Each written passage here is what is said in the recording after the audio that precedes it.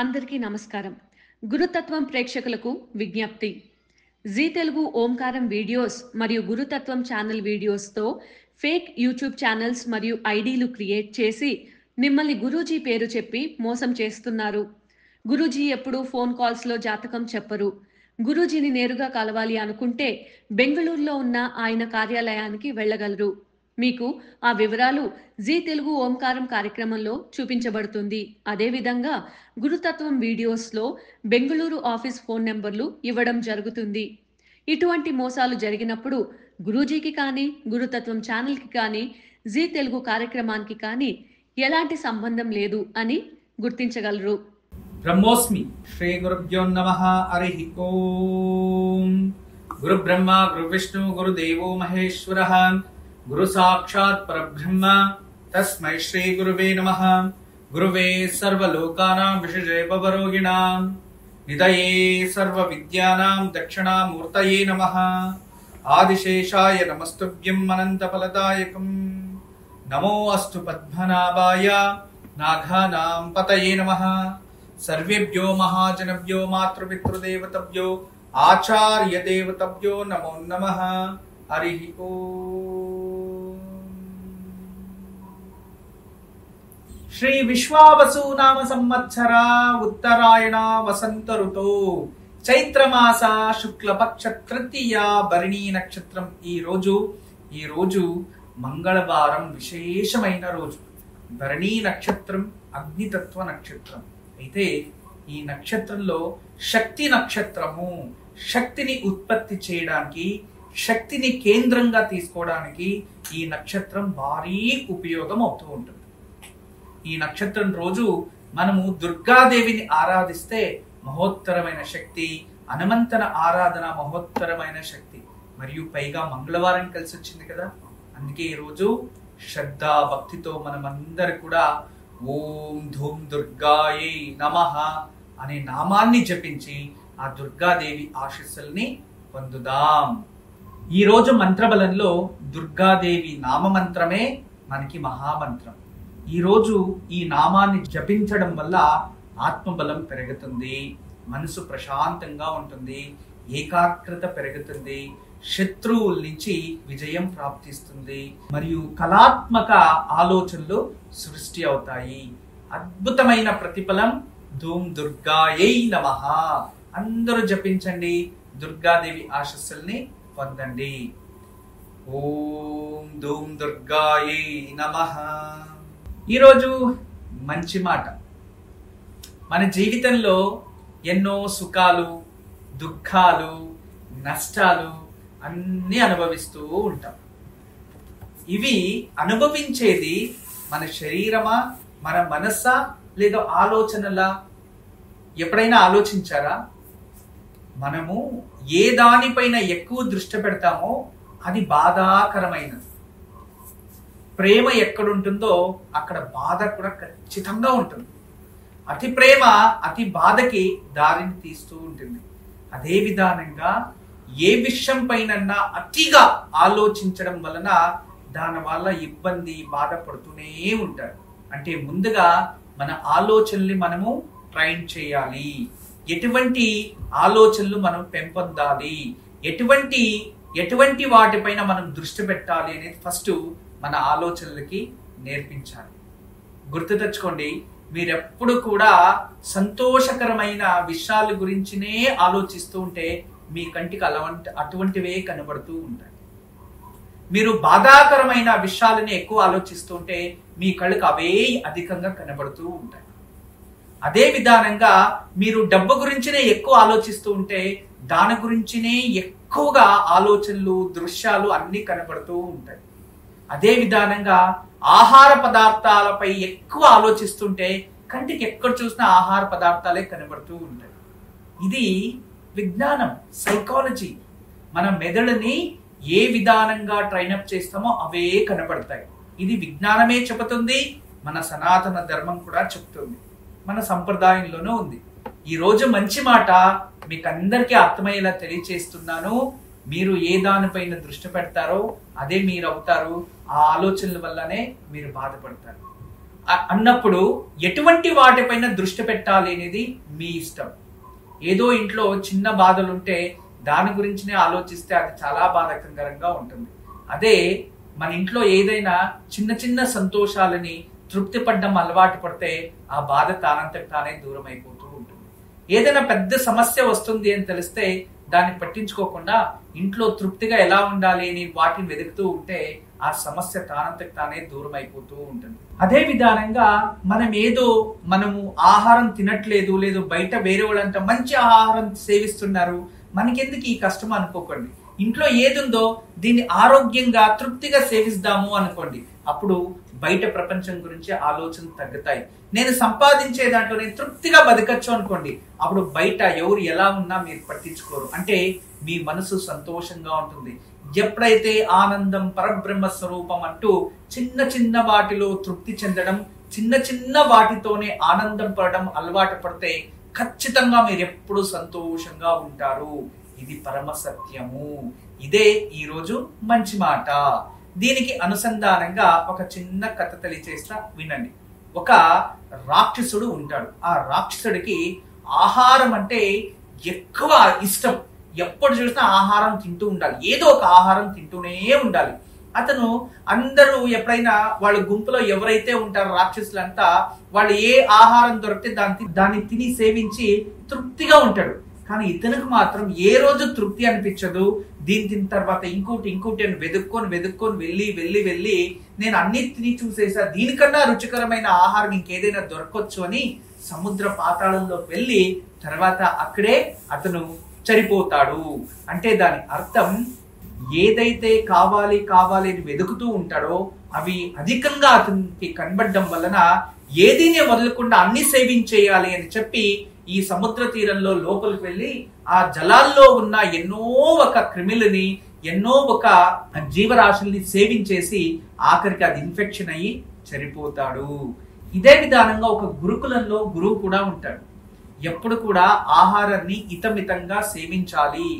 అతి రుచికరమైన ఆహారం ఎంత తక్కువ సేవిస్తే అంత మంచిది అని చెప్తూ ఉంటే ఒక మహారాజు అనుకోకుండా కొన్ని ఫలాలను తెచ్చి గురుకులంలో పెడతారు. ఆ గురుకులంలో పెట్టిన తక్షణం ఈ ఫలాలని పిల్లోళ్ళకి అందరికి ఇచ్చేస్తారు గురువుగారు అని చెప్పి ఒకడే దాన్ని తినేసి ఆ గింజలు ఎవరికైనా కనబడితే అడుగుతారో అని ఆ విత్తనాలను కూడా సేవించేస్తాడు.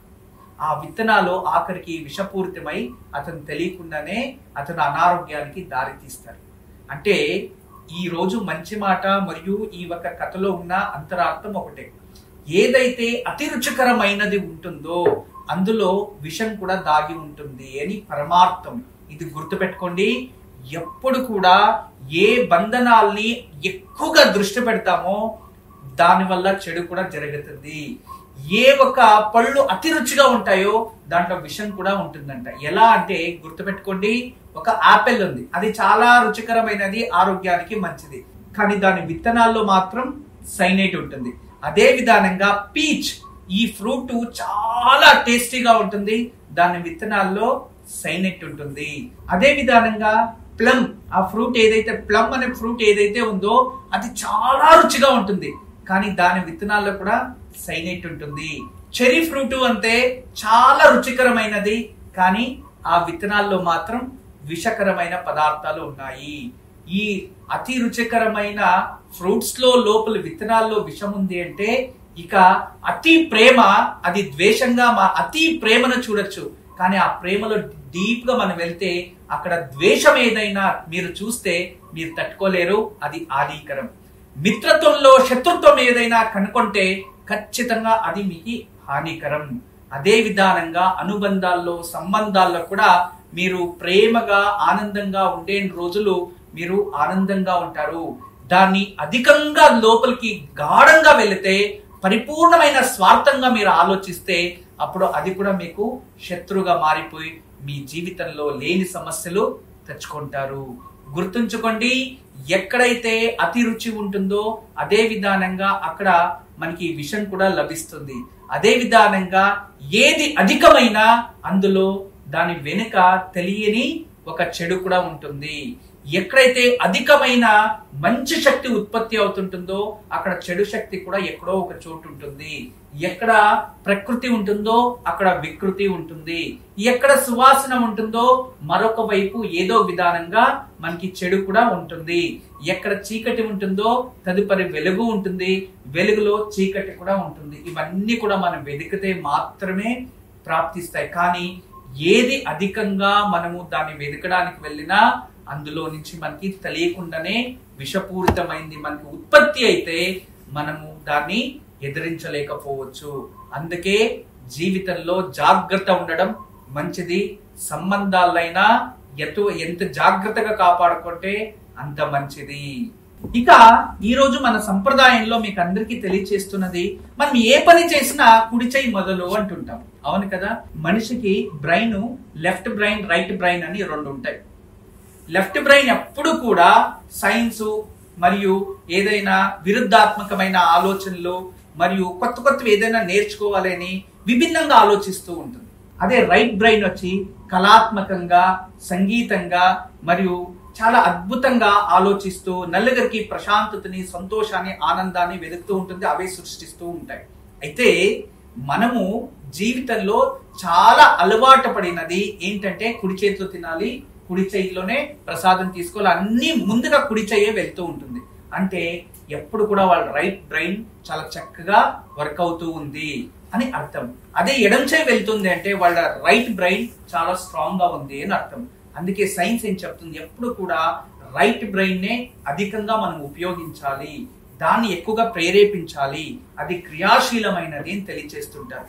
అదే విధానంగానే మన సనాతన ధర్మంలో ఏం చెప్పారంటే పాదరక్షలు అని మీరు అందరూ యూజ్ చేస్తారు. ఎక్కడైనా బయటికి వెళ్ళేటప్పుడు కుడికాలు పెట్టి బయటికి వెళ్ళాలి, ఇంట్లోపలికి వచ్చేటప్పుడు కుడికాలు పెట్టి లోపలికి రావాలి.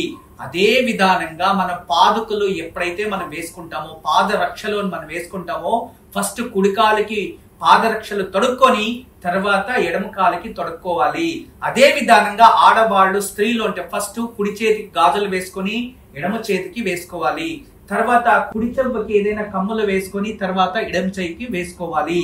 ఇలా ఉంటే మీరు చాలా క్రియాత్మకశీలంగా ఆలోచిస్తారు. ఆ రోజు వెళ్ళిన రోజు మీ బ్రెయిన్ చాలా పాజిటివ్ థాట్స్ తో ఉంటుంది, ఆనందంగా ఉంటుంది. అప్పుడు ఎటువంటి పరిస్థితులు వచ్చినా వాటిని ఆనందంగా ఎదిరించి మీరు దాని నుంచి బయటపడతారు. ఇది పాజిటివ్. కుడికాలు పెట్టి బయటికి వెళ్తే ఖచ్చితంగా మళ్ళీ ఇంట్లోపలికి వస్తాడు.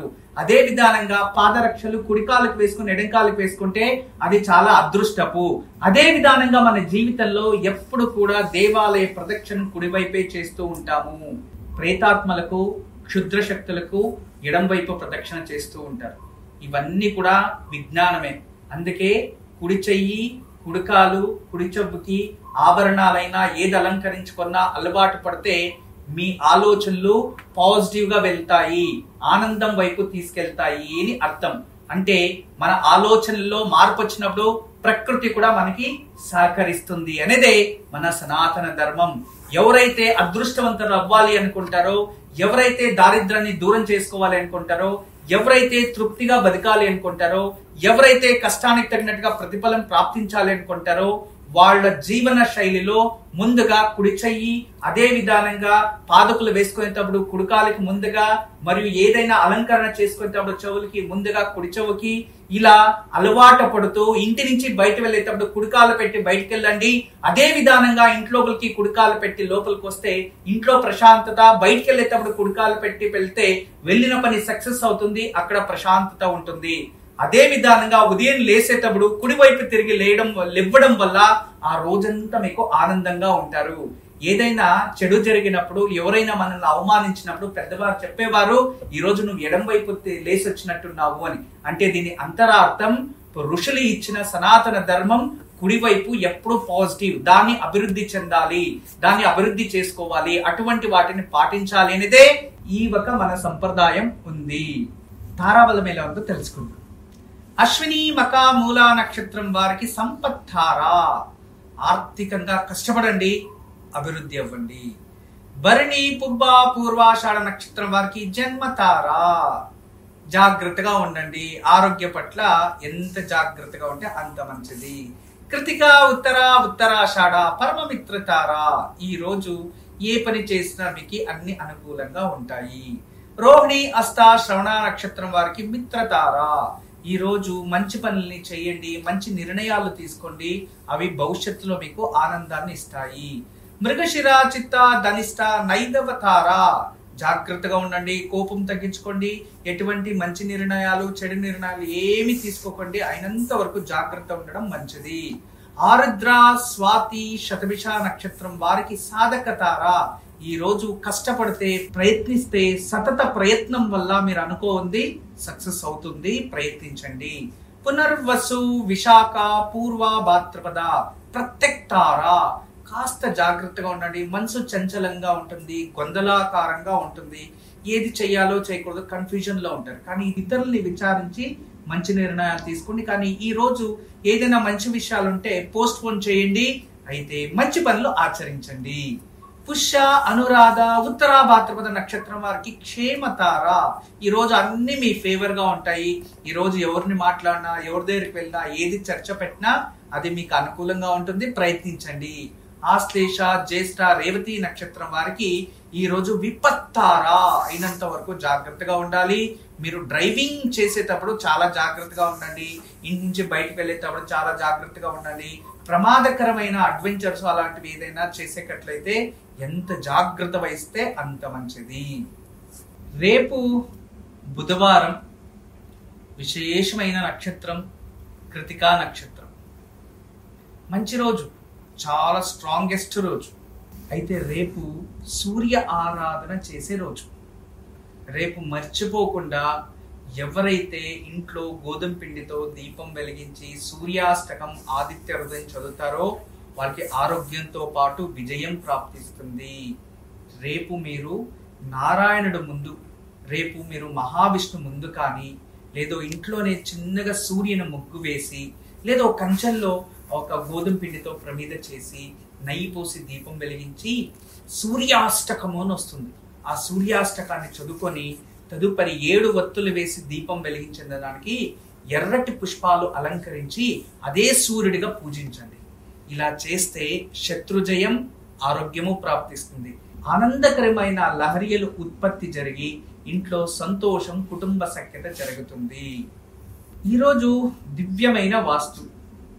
ఒక కుటుంబం, ఆ కుటుంబం చక్కగా ఇల్లు కట్టుకున్నారు, గృహప్రవేశం చేశారు, ఎంతో ఆనందంగా ఉండేవారు. ఇంతకుముందు గృహప్రవేశం ఆనందంగా అయింది. ఇంట్లోకి వెళ్ళిన ఒక 15 రోజులు, నెలకి తెలియకుండానే ఆ ఇంట్లో వ్యతిరేకపు మనోభావాలు స్టార్ట్ అయ్యాయి. భర్త ఇంటి బయటనే ఉండడం, ఇంటికి సరిగ్గా రాకపోవడం, పిల్లలు ఇంటి బయటనే ఉండడం. తర్వాత ఆ ఇంట్లో యజమాని ఎవరైతే స్త్రీ ఉంటుందో ఆమె ఎవరింటికన్నా ఫ్రెండ్స్ ఇంటికి, వారింటికి వెళ్ళిపోతే అక్కడే ఉండిపోదాం, ఇంటికి రాకుండా ఆ ఇల్లు ఆకర్షించేదే కాదు, ఇంట్లో వంట సరిగా టైంకి లేదు అని తర్వాత రావడం, గొడవలు పడడం, ఇలా అయ్యి ఆఖరికి ఇల్లు ఒంటరితనం అయిపోయింది. కానీ వీళ్ళందరూ వేరే వేరేగా పీజీలో ఉండడం, భర్త ట్రిపుల్ వెళ్ళిపోవడం, భార్య అమ్మోళ్ళ ఇంట్లో లేదా ఫ్రెండ్స్ ఇంట్లో ఉండిపోవడం, ఇలా అవుతూ అవుతూ అవుతూ ఇళ్ళ ఒకరోజు మనం ఇంటి బయట అందరితో బాగున్నాం, ఇంట్లో ఎందుకు బాగలేదు అని ప్రశ్న ఉత్పత్తి అయింది. అప్పుడు వాస్తు శాస్త్రాలను పిలిపించి చూపిస్తే ఆ ఇంట్లో ఏదైతే స్టేర్ కేస్ ఉంటుందో అది రాంగ్ పొజిషన్ లో ఉంటే ఆ పరిస్థితి వస్తుంది అని వాళ్ళు దాన్ని చేంజ్ చేయడానికి కాలేదు. తర్వాత వాళ్ళు బిల్డింగే సేల్ చేయాలి అనుకున్నారు. ఆ సమయంలో శ్రీవాస్తు యంత్రం ఆ ఇంట్లో పెట్టడం వల్ల నిదానంగా వాళ్ళలో మార్పు వచ్చి సంతోషంగా, ఆనందంగా ఉన్నారు. ఇది దాదాపు 6 months అయిన తర్వాత ఆ రిజల్ట్ వాళ్ళకి కనబడింది. దయచేసి శ్రీవాస్తు యంత్రం ఇంట్లో ఇటువంటివి ఏదైనా, అంటే ఇంట్లో ప్రశాంతత లేకపోవడం, ఇంట్లో నుంచి బయటే ఉండాలి అనిపిస్తుంది అంటే ఇంట్లో శ్రీవాస్తు యంత్రం పెట్టండి. ఇంట్లో సకారాత్మక అంటే పాజిటివ్ ఎనర్జీ అభివృద్ధి అవుతుంది. అప్పుడు మీ ఇల్లే దేవాలయంగా మిమ్మల్ని ఆకర్షిస్తుంది. ఈ రోజు దివ్యమైన యోగక్షేమం. ఈ రోజు సాయంత్రం ఆంజనేయ స్వామికి తమలపాకుల మాల అర్చన చేయించడం అత్యంత విశేషమైనది. మరియు ఈ రోజు చిన్నది వెండిదైనా రాగిదైనా మీ శక్తికి తగినట్టుగా చిన్నది ఆంజనేయ స్వామి, పంచముఖి ఆంజనేయ స్వామి పెండెంట్ తెచ్చి పూజించి చిన్న పిల్లలు మెడలో కడితే బాలారిష్ట, బాలగ్రహ దోషాలు దూరం అవుతాయి. వాళ్ళకి 12 సంవత్సరాల వరకు అది ఉండొచ్చు, చాలా మంచిది. ఈ 4 సంవత్సరాలు ఉన్న లోపల ఉన్న వారికి ఖచ్చితంగా కట్టండి. ఈ సంవత్సరం అంతా చాలా శుభంగా ఆరోగ్యంగా ఉంటారు. ఇక ఇంట్లోనే ఉన్నవారు ఈరోజు సాయంత్రం ఆంజనేయ స్వామి ముందు కొబ్బరి నూనెతో దీపం వెలిగించి ఆంజనేయ స్వామికి ఏదైనా నైవేద్యం పెట్టి హనుమాన్ చాలీస చదువుకోవడం, ఆంజనేయ స్వామి దండకం చదువుకోవడం, లేదా ఆంజనేయ స్వామిని భక్తిపూర్వకంగా మనము అర్చించడం, పూజించడం వలన ఇంట్లో ప్రశాంతత ఏర్పడుతుంది, ధైర్యం ఏర్పడుతుంది, డిప్రెషన్ నుంచి బయటకు వస్తారు. అంతేకాదు ఉద్యోగం లేని వారికి త్వరలో ఉద్యోగంలో ప్రగతి, ప్రమోషన్స్ ప్రాప్తిస్తాయి. బ్రహ్మోస్మి. అందరికీ నమస్కారం. ఈరోజు మీకు అందరికీ కూడా శ్రీవాస్తు యంత్రం గురించి పరిచయం చేయడానికి వచ్చాను. శ్రీవాస్తు యంత్రం మీరు చూస్తున్నారు. శ్రీవాస్తు యంత్రం, ఈ శ్రీవాస్తు యంత్రం ఈ విధానంగా 9 ఇంచెస్, ఇలా 9 ఇంచెస్, ఇలా 9 ఇంచెస్ ఉంటుంది. తదుపరి బ్యాక్ సైడు ఇలాంటి 9 చక్రాలు ఉంటాయి. ఫ్రంట్ ఈ ఒక గ్లోబ్స్లా ఒక 9 డాట్స్ ఉన్నాయి చూడండి, ఇలా 9. ఇది శ్రీవాస్తు యంత్రం అనేది ఒక కాస్మిక్ ఎనర్జీని అట్రాక్ట్ చేసుకుంటుంది, నెగిటివ్ ఎనర్జీని ఇంట్లో నుంచి బయటికి తరిమేస్తుంది. ఇది మీకు అందరికీ దానికి పరిష్కార మార్గంగా నేను ఇవి సూచిస్తున్నా. ఎందుకంటే చాలామంది పిల్లలు సరిగా చదువుతలేదు, ఇంకొకరు మా ఇంట్లో ప్రశాంతత లేదు, భార్యాభర్తల మధ్యలో సఖ్యత లేదు, దేవుడి గదిలో సరిగా పూజ చేయలేకపోతున్నా, ఇంట్లో ఏదో తెలియని బాధ అనిపిస్తుంది, మా ఇంట్లో ఎప్పుడు కూడా ఏదో తెలియని ఒక శ్మశానంకి వెళ్ళినట్టు అనిపిస్తూ ఉంటుంది, మా ఇంట్లో కలగానే ఉండదు ఎప్పుడు కూడా, ఇక మా ఇంటికి చాలామంది వచ్చిన వాళ్ళంతా వాస్తు దోషం అని చెప్తూ ఉన్నారు, మేము ఏం చేయాలి అని ప్రశ్నిస్తూ ఉండేవారు. వాళ్ళందరికీ కూడా ఒక మార్గోపాయం చాలా రోజుల తర్వాత రీసెర్చ్ చేసి ఇప్పుడు ఈ శ్రీవాస్తు యంత్రాన్ని మేము చూపిస్తున్నాం. ఈ శ్రీవాస్తు యంత్రాన్ని ఎప్పుడైతే ఎక్కడ ఫాల్ట్ అనిపిస్తుందో అక్కడ ఒక మేక కొట్టి తగిలించాలి, అంతే. పిల్లలు చదువుతా లేదు, చదివే రూమ్లో పిల్లలు ఏకాగ్రతగా చదవాలి అనుకుంటున్నారా, అక్కడ ఒకటి తగిలించండి. మీరు నిద్రించే ఒక రూమ్లో మాకు సరిగా నిద్ర వస్తా లేదు, పడుకుంటే చెడు కళలు వస్తున్నాయి, నిద్రించే గదిలో ప్రశాంతత లేదు అనిపిస్తుంది, అక్కడ ఒకటి తగిలించండి. లేదు ఎవరో వాస్తు దోషం అని చెప్పారా, ఇంట్లో వాస్తు దోషాని కోసం ఇంటి హాల్లో ఒకటి తగిలించండి. లేదా పూజ గదిలో ఏదో ప్రశాంతత లేదు, సరిగ్గా ఏకాగ్రత లేదు, మెడిటేషన్ చేయలేకపోతున్నా అంటే పూజ గదిలో ఒక మేక కొట్టి అక్కడ ఒకటి తగిలించండి. ఎక్కడైతే ఇంట్లో వాస్తు దోషం ఉంది అని ఎవరైనా చెప్తారో ఆ ప్రదేశంలో, ఆ ప్లేస్లో జస్ట్ ఒక మేకు కొట్టి దాన్ని తగిలించండి, ఆ వాస్తు దోషం అక్కడి నుంచి వెళ్ళిపోతుంది. చాలా అద్భుతము, చాలా విశేషమైన శ్రీవాస్తు యంత్రం మీ వరకు తయారు చేయించాము. దీన్ని ఉపయోగించండి, దీన్ని లాభం పొందండి. నమస్కారం. వాస్తు యంత్రం సంప్రదించవలసిన నెంబర్లు 8844452334 040682766622.